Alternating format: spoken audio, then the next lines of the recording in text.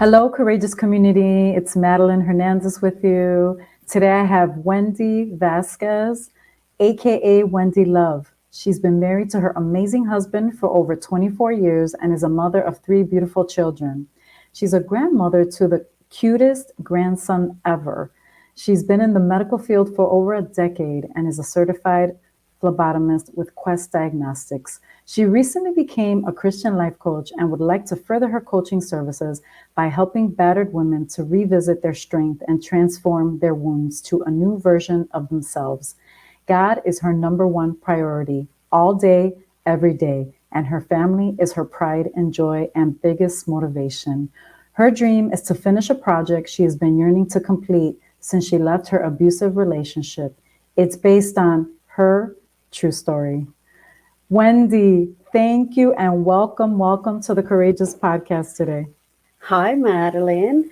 Hi. Thank you so much for having me in your podcast. At first, I was like a little bit nervous, but speaking with you for the very first time, I felt like I knew you for like forever. So it's been very easy to speak to you. Awesome. Hey, once you get on Courageous, we're like sisters. That's it. For Sisters in life. Christ. That's right. Sisters for life in Christ. That's That, right. So thanks for for taking the time to get together with me and for sharing your story. Sometimes I know that can be difficult to kind of revisit some of those things that you went through. So tell me a little bit about your story and kind of what led you down that path. as I grew up, I always grew up in a safe environment. I never knew violence. I never seen it. It was always like happy and just super happy all the time. And my mom was like very soft spoken. I never heard my mom arguing with nobody. If she would like tell me something, she'd be like, "No, I said no, mommy." Very soft spoken. And to Yeah. me, just by her telling me that and looking at her fingers and her face and her eyes, it was so scary. Right. So I always respected her for that. And she always treated me with love. So that's all I knew. All I Mm. knew was love and love and love from her, my family, my uncles, my aunts. Everybody was so loving all the time. So as I grew older, of course, you wanna be you wanna be living your own life. You That's know, and so I did. I left my house. By the time I was 15 years old, I left my house. Met someone, of course, um, and it just took everything from me. Everything that I knew what love was, right. everything that I felt growing up was like no longer there. It was a year after I left the house that I felt that, and I never met that in my whole entire life. So to me, it was a shocking, and I thought that I could fix it, but I tried to fix it for way too long. Mm. I felt like I could change him. I felt like I wanted to be that woman that could, have a family, at that age. Because I knew at that age, I knew how important a family was. Right. I didn't, a family wasn't to be hurting or anything like that. I wanted to have a family just like my mom had one. I wanted to show them that love as well. It's interesting that at that young age, that at 15 or 16, that you would think that you were ready for a family, for marriage, for a relationship. Because at 16, I remember I was like in puppy love at that time. And Yeah. I was way far beyond thinking that I was, going to get married. But a lot of young girls have that dream of getting married, of having a family, because you're yearning for that probably. Like you said, you didn't have that.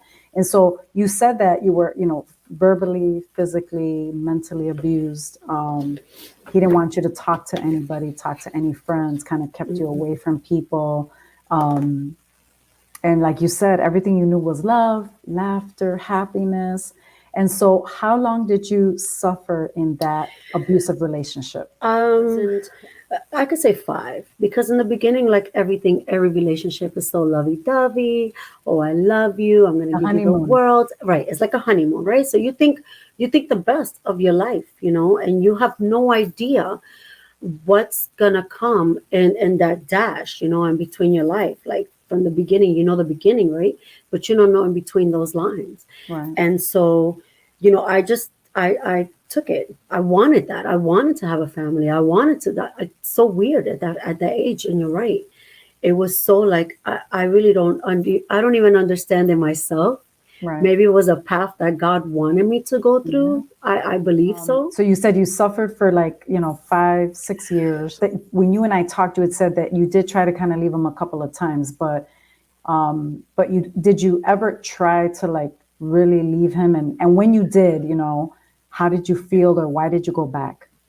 The first time I left, I didn't know that there was actually help as a private for the shelters all around the world. I just want to keep that private for us. Of course.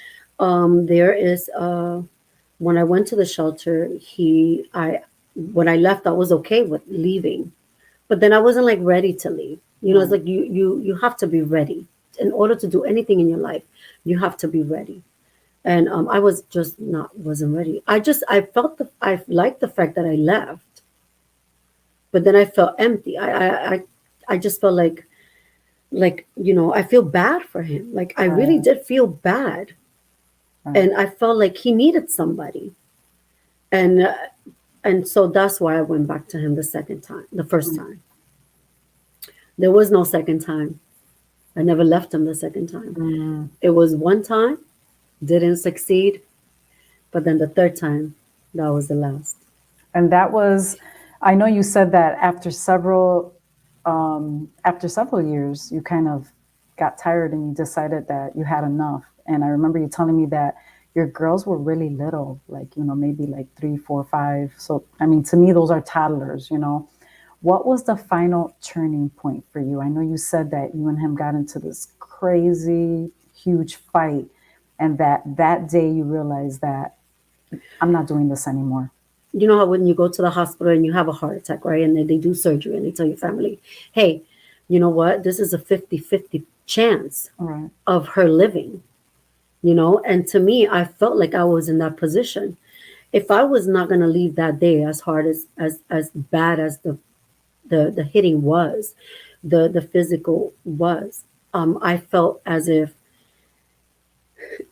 either I don't die tomorrow or it's just going to be another day, because that conversation that me and him had, and the confrontation that we had, it was not going to disappear for a very long time.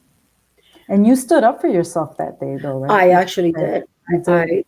I did. I caught some, like, I don't know where my power came from, Yeah. but I did. I stood up for myself. But standing up for myself kind of like made it worse for Mm. myself. But then I had to change from that anger. I couldn't remember, I had my girls there too, so I couldn't. That anger couldn't take over me because what I wanted to do was stop it. Right. So the only thing that I could do was pretend that everything is okay. I'm Right. sorry. So many sorries that I don't even remember how many sorries there were Right. in there, to be honest with you. It was like the grabbing and just the forgiveness. From going to anger to like being that way, it was very stressful for me. Mm. Like I caught anxiety at that second. You were just trying to calm them down so that things wouldn't escalate. You were tired, the girls were tired, but then you said that the next day you woke up, and what did you do? The next day, anyway, that night was, let me just explain something to you. That night, when I decided already in my mind, um, I, I always thought I had an angel with me, only because how can somebody like him, so abusive, so angry with me, like angry that like a, okay, it's like a bear trying to attack you and you Mm. cannot stop it. Wow. And then all of a sudden, with my words, I can't even explain it, Madeline. With my words and my compassion, I don't even remember if I was even crying, to be honest with you. Mm. and he stopped. Like it was like a thing, like, okay, like, all right. And then all of a sudden it was like about something that he was gonna get the next day. And he kind of like, I kind of like persuade, I can't even explain it, to be So honest for with you. you, that was like God. I remember when you and I I, talked, that was it like had to God be. intervening because all of a sudden everything just calmed down. It was like a calming, like somebody Yeah. just came to him Calm, and calm just, the storm. yeah, it was like somebody just touched him and just like, that's it. And Amen. and I looked at him and I was like, okay, I guess I'm gonna keep on. Like this Right. is really working. Like I'm gonna, I'm like, this is really working. Like I'm just gonna really like do what I have to do, Right. so he can stop. And it was already late, so I wanted to go to sleep because I already had plans to leave tomorrow. He already told me he was leaving in the morning, so he had an appointment. He had all planned out. But little did he know that I had a plan myself Right. to leave him for the rest of my life. Mm. And my thought in my mind was like, I wasn't even sad when I was thinking that. I was like extremely happy because I knew that that day, that same night, the hugging and the kissing, and it's so sad that I actually felt um ugh, Mm. Amen. It's hard to relive those memories, Wendy. But today you walk in freedom I am. because you The are reason courageous. You are courageous. You I were am. courageous for your girls that day. And the reason why I cry is because when I kissed him and hugged him, because of the life that he was going through, I feel like if it was gonna be the last time for me too, Mm. like not to ever see him again. And I never like wanted to, have anger with him because I know that it had to do everything with the drugs. And I know that it's not an excuse Right. because people that know when they hurt you, they shouldn't be doing those things over. They should change, right? But when you're an addict, it's a completely different story. You have to be in that position or maybe live it to understand what I went through. Right. Yeah. And I never wanted to do drugs with him either. So when I hugged him and kissed him for the last time, it felt nice because I was never ever gonna see him again. Mm. It was like that. It was like the final goodbye. It was like my final Yeah. goodbye. Yeah. Exactly. Yeah. Because I mean, you have kids with this person. You know what I mean? This isn't just a Mhm. stranger. Like you have kids with this person. And that has to be really difficult. And so, obviously, I want to get to a couple of the key questions that other women want to hear because if there's somebody that's listening or watching, I want them to understand that there is freedom in deciding for yourself that you do not Exactly. have to live under that type of oppression, under that type of abuse, under that bondage. And Hmm. so, what motivated you, Wendy, to just push through every single day and My say, hey, girls, I got to fight? my girls, my girls are my everything. Hmm. They are my weakness. They are my strength. They're my everything. I don't even know how else am I gonna put it. They made me who I am. Amen. Yeah. And your kids, let me tell you, if your kids don't motivate you to be better, to be Oh. stronger, to be an example. I mean, Hmm. those are all the things that drive me with my son. Like, I got to be the best me. I got to be the best mom. I got to be a good wife. I got to, be a good human being so that my Hmm. son will have good examples. I'm not perfect, Exactly. right? We're not perfect. Exactly. Exactly. But our kids are a great motivation because we want them to thrive and succeed. And also, I imagine that you don't want your daughters thinking that they have to live a life like that, that it's okay for somebody to hit me. It's okay for me to put up with it. It's like, no, it's not okay. And Mm-mm. that day you took a stand and you said, I had enough. My girls are not going to live like this anymore. And Mm-mm. so when you look back, at all this as you're going through the emotions even right now, is there anything that you would have done differently, Wendy? I would not have changed nothing in this world because everything that I went through, it was expected to happen. So there's nothing that I would change because it made me who I am today. So What I can say is this, that I was so blessed from all the mess. Mm-hmm. I That's all I can say. No matter the challenges that I faced in my life, I can say that I went through it with the pain, with the broken part of my life, because I never had the help. I never went to therapy, but I did have great friends. I had great friends. I had great family. And like I said, everybody was always love and happy around me. So I never like really like I got that back so quickly. Right. I never That's let that get the best of me. mm-hmm. And I don't know, maybe it's because of the person that I am. Maybe I am a stronger person. There's Right. some people that need that, you know.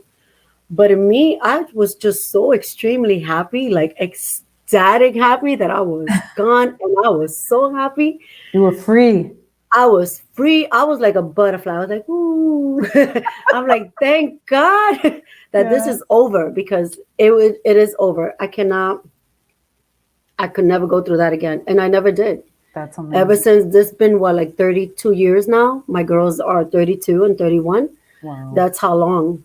And And my can husband doesn't even dare. Like, he raised the your voice, and I'm like, what did you just say? your new husband, which is amazing. I'll ask you about that a little bit later. But why did you think, Wendy, it was important to share your story today? I wanted to share my story to help other women realize that you can revisit your strength after a harsh time. You don't have to stay stuck. That's right. When you feel that you're stuck, that's who you're gonna be.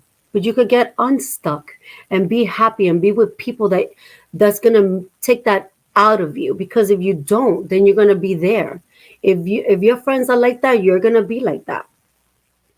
And there's some people, I'm not gonna lie to you. There are some people that leave an abusive relationship and they go back to another abusive Yes. relationship. Mm-hmm.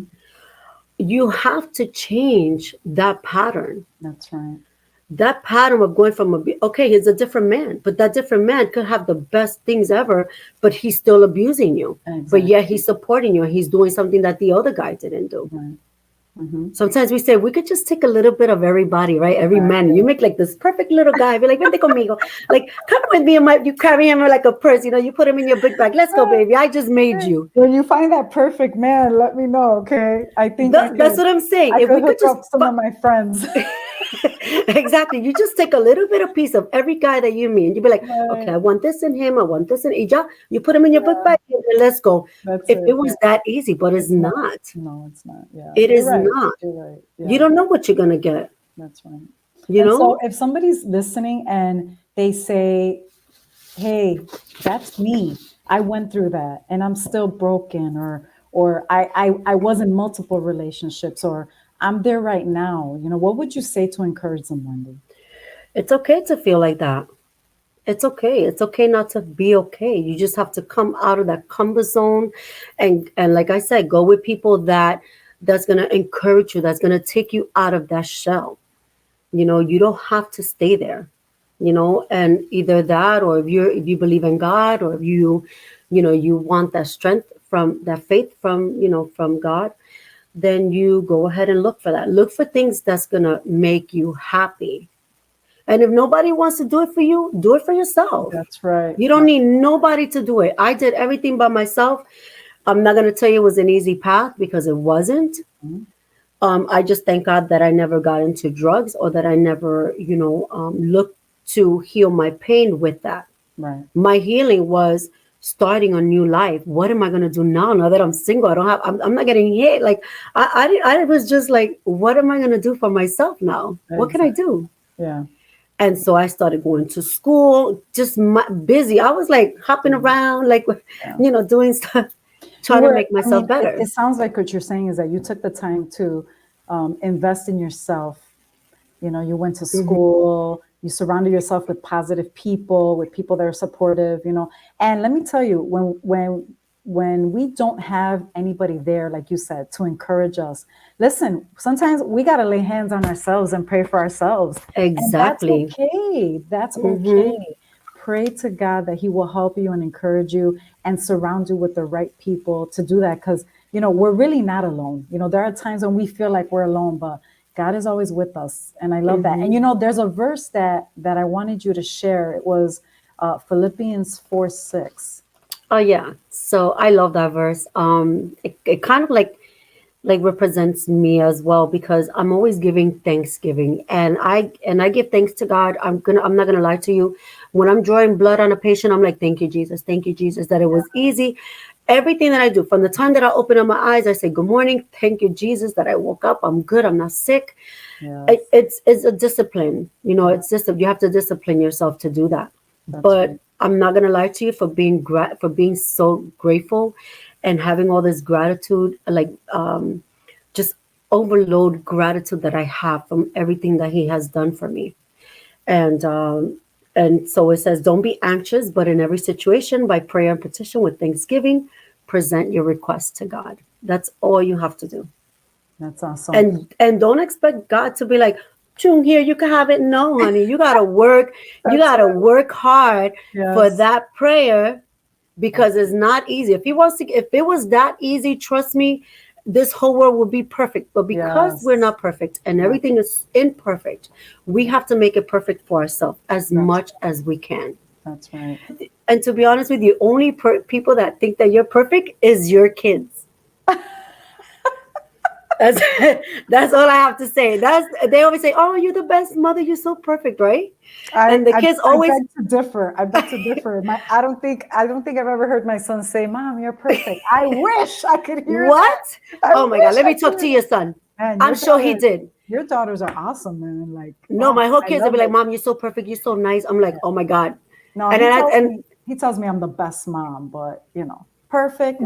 what does best mean? You're the best to him. You're perfect to him.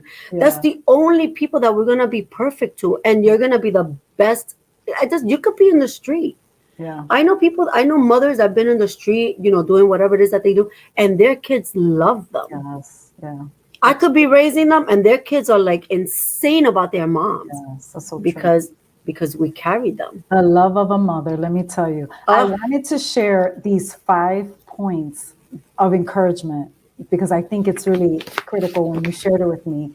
The first one is in order to kind of overcome, you need to put God first. I love that. We do. We have to put God first in every all the time, situation. every Um, day. and don't be too hard on yourself. I love that because a lot of times, like what you were saying when you first started talking was like, oh, I thought it was me. I thought I was doing something wrong. Like, no, there's nothing that you're doing wrong. Hmm. Okay. No, No, you just have to be the best that you can be. The third one was take time for you. Oh my God, I love that. Self care, ladies. Self care is hmm, so important. We cannot give and pour out if we are not filled up, and that is that's with true. spending time with the Lord, reading the word, spending time with a sister, having coffee, going to do your nails. I mean, Even by yourself. By exactly. yourself. Take a That's day in it. your calendar. I know people that their calendars are full. I know people that tell me, "Oh, I love you, and I can't wait to see you," and this, and they never do that. Yeah, So I'm like, why even bother? Like, you have a calendar, and if you're busy on that day, because no, unbusy that day, that's and right. just do something courageous, right? Exactly. A Take me care of day. yourself. Yeah, Yeah, a me you day. need a That's me day. it. Yeah, And I love guess what? those.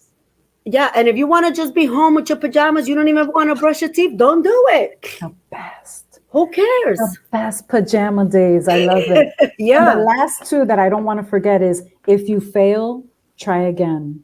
That only means that you're growing. I love exactly. that. I love that, Wendy. And the last one is know that for every problem, there's a solution. And that is so, so true. I love that. So, definitely some really, really great advice, Wendy. And so, I know that you do a few things in your church. Before we wrap up, I wanted you to share. Tell us a little bit about how you give back to the Lord and how you give to people. So, one thing that I do to give back to the Lord, I let my hair grow for 3.5 years, and I maintain it 2 years before I have to donate it because I know that we can give it to them. This is a fresh dye, Hmm. um, and so I do 2 years of maintenance to my hair until it grows to 16 inches, and then I cut it and I donate it. So I've been Wow. doing that already. I think this will be my fourth time. I'm not sure. I have to think back to see when, but it's either my third or my fourth That's time. amazing. And then another one is that I dedicated myself to church for many, many years, more than 10 years. I did a lot of stuff, CCD classes. I did CCD classes is when you teach second graders how to do their communions, like to learn about God and prayers and stuff, so Yes. that way they could present it to the Lord, and then they do their communions. And it's you also could receive the body of Christ, Right. right? The bread and stuff like I that, which is remember that. Catholic. I was Catholic growing up my whole life Yeah, yeah, yeah. until So I you became know a a little bit Christian. about that. Yeah, yeah. And then I became a Christian. So, but I Yeah. love that. I think that Mhm. I mean, it's just a great way for you to give back. And then working with the kids, I mean, I think that's amazing. It sounds like you are very, very busy doing a lot of different things. And so, listen, Wendy, if anybody wants to connect with you, if they want to say, hey, I want to reach out to Wendy, I want to connect with her, I feel like, her story resonates with me. How can they connect with you on social media? Um, they could connect with me on Instagram as Wendy Love, and then my Facebook Wendy Love. I don't have a website yet because that's coming soon. I'm creating that, um, and that's about it. Just the Instagram, which is called God Love Never Fails, and then the Facebook one is just Wendy Love. Love it. Well, Wendy, I'm so, so happy that we had a chance to connect and have this discussion. I'm so happy that your life has been transformed, that you have an amazing husband, and that you're living the life that you deserve. And that today, basically, you let us know that, hey, there are other women out there that can walk in freedom and have an amazing life too. They just have to be open to a second chance. And so I'm Hmm. so, so happy that you shared today and that you're giving back to people, and continuing to spread that love that your I family do. I showed you do. at such a young You age. just need to revisit your strength, like I Yes, said, and transform yes, your wounds into something courageous, right? right. That's right. It's Well, I amazing. pray blessings over you, over your family, over your daughters, over your grandson, your Thank you. marriage. I pray that God continues to use you in such a mighty way within your church, within your community, and that whatever God has planned for you next will just continue to help you to grow and to thrive, so that you can take that next step in your coaching and continue to help women on this journey of thriving in spite of everything that they've been through. Be blessed. You too. Thank you.